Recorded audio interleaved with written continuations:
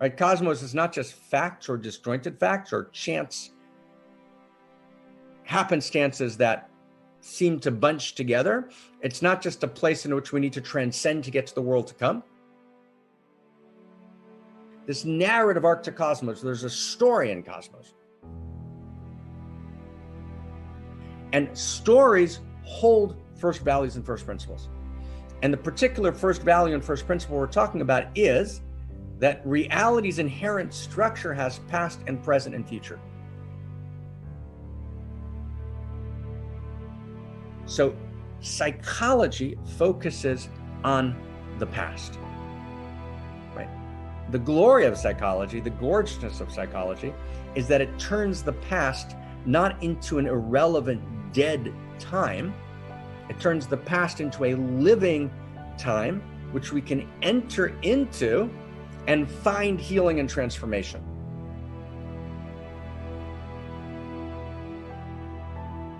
I'm going to move beyond the contractions. I want to move beyond the repetitive wheel of the past in which I'm stuck like a rat in a maze.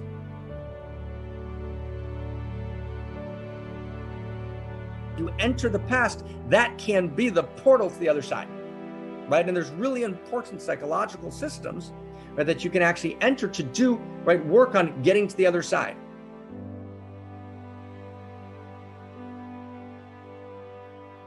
The shadow is I'm stuck in the past, right? Obsession. The shadow is, right, I'm like a rat in a maze. I can't get out. Right after I've worked out with this therapist for 5 years and they know all my stories, right? I'm going to go to another therapist and tell them all the stories again, and then all the stories again, and then all the stories again. And yes, healing takes a lifetime, but there's a way in which we get narcissistically lost in the maze of the past and we're trapped. We can't find our way out. We keep repeating the same cycle again and again and again. It's a circle, right, that doesn't spiral, right? Who's been there and done that? And there's value in approaching the past. And we can't get to the other side if we bypass the past. But that's not enough. It's insufficient.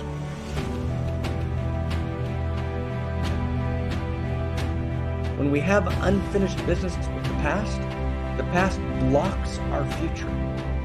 We can't access either the present or the future. And unfinished business is always unfinished business with love.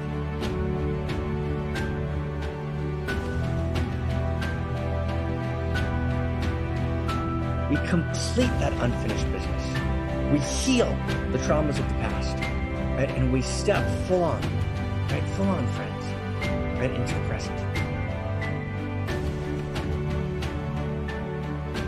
And the second form of science, not psychological science, is Enlightenment science.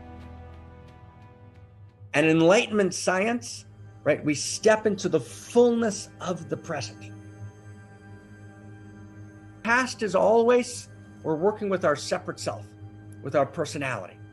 And we're trying to re-heal and re-narrate the story, right, the story of the separate self. In the present, we move into true self. And true self is the true self which is the singular that has no plural. True self is the one true self. The total number of true selves in the world is one. And we all participate in that same true self. Right? True self is the field of consciousness in which I step into that field of consciousness and I shut my eyes and the whole world disappears. And all that exists is pure consciousness and the utter depth and delight and rapture of pure consciousness. And I realize I don't need anything from the past. And I don't need to be filled with anxiety about what tomorrow will bring. I literally can just rest. Right? The eternity that resides in the present. Right? I engage in the act of nowing. Right? Nowing is a verb. Right? I'm here right now. So if we can just enter that together, let's just find that together. Can we be in that together? Can we be in that like right now, right here, right now, right here?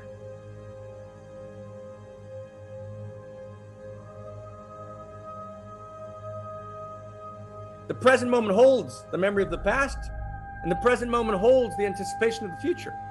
But all that ever exists is now. Here we are right now. The present is when you enter the fullness of the present, you enter the eternity that lives beneath time. I'm beneath the space-time continuum, right? I'm in eternity. Feel it right now. Just access it right now. And I realize that I'm not my body. I'm not my body. If I didn't have my body, I would still be here. If I didn't have my arm, I'd still be here. Right? I'm not my emotion. If I didn't have my emotions, as beautiful as they are, all my energy and motion, without whatever particular emotion I have now, I'd still be here. Right? I drop my thoughts. Right? My thoughts are moving around, but I get underneath my thoughts and I get underneath my body and I get underneath my emotion and I actually realize I am consciousness. I am the entire field. And I am right now and right here fully alive and fully awake. And all of eternity courses through me, and I'm not my body. And I'm not my emotions. And I'm not my thoughts.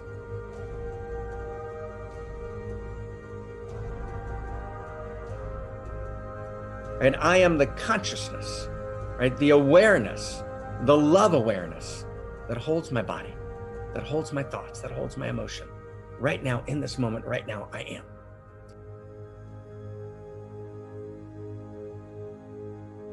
So that's Enlightenment science. But then we step in, right? We realize, wow, just like there's a shadow to the past, the obsession with the past, the shadow of Enlightenment science is that it actually doesn't allow me to do the healing work in the past the way I need to. And it doesn't allow me to hear the call of the future the way I need to, right? I get so entranced in the eternal present that when I experience enlightenment in its shadow form, the present becomes a present, which is the power of the now, the way it's often described today in books by that name, that excludes the past and excludes the future. No, I let go of the repetitive maze of the past. I let go of the tyranny of the past, but I step into the past to heal, right? To complete my unfinished business. And I'm called by the future. Emergent science. And emergence is the experience of synergy. Emergent science that actually, right, when I emerge, something new emerges, right, which emerges, and it's more than the sum total of the past. Right, a new whole emerges. And what's a new whole? A new whole emerges, which is greater than the sum total of the parts. The gas called hydrogen and the gas called oxygen come together. Neither is liquid at room temperature. Then a unique configuration, they come together, right? And then they turn into water. And water is emergent. It never existed before. So water doesn't come from the past. Water is the meeting in the present, right? That actually generates something undeniably new. So actually what happens is emergence is the call of the future.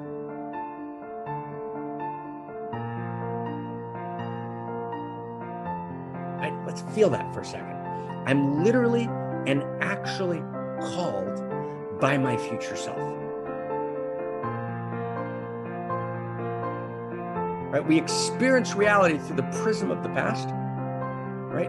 Enormously important. How does that work from an evolutionary perspective? The present inherits all the laws, all the breakthroughs of the past live in the present. Then in the present, there's a creative occasion. Well, Alfred North Whitehead calls it an occasion. There's an occasion of the present, which has received the past, which then the future enters into the present and calls the present into the future. That's the nature of reality.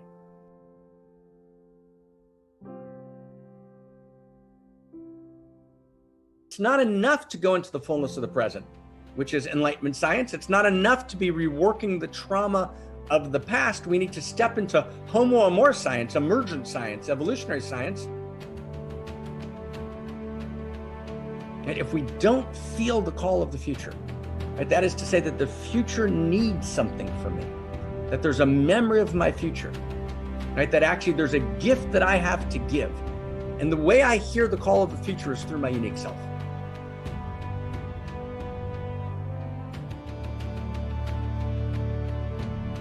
In the future, right, I hear the need of reality for my unique being, and the need of reality for my unique gift, and the need of reality for my unique presence, and the need of reality for my unique contribution. And I've got to be able to discern, right, what that is. And it's not, by the way, there's a narcissistic separate self expression of this. What's my creative expression? It's not that. We're talking about vocation. It's the experience of being called, right? The experience of the call. I'm called by reality. I'm personally addressed by reality. Right? Hearing the call, step one is to discern the call. That's step one. And step two is to answer the call. So when I'm called, it's not just my early stuff. It's not just my grandiosity. No, it's my true grandeur. I'm not a separate self person. I'm the discretion of infinity in a point of consciousness, which is reality speaking through me, being me, right? Or said differently, reality calling my name. When you feel called, it's not just the experience that one person is falling in love with you, it's that reality is falling in love with you. And the experience of being called is the experience of, right, reality falling madly in love with us.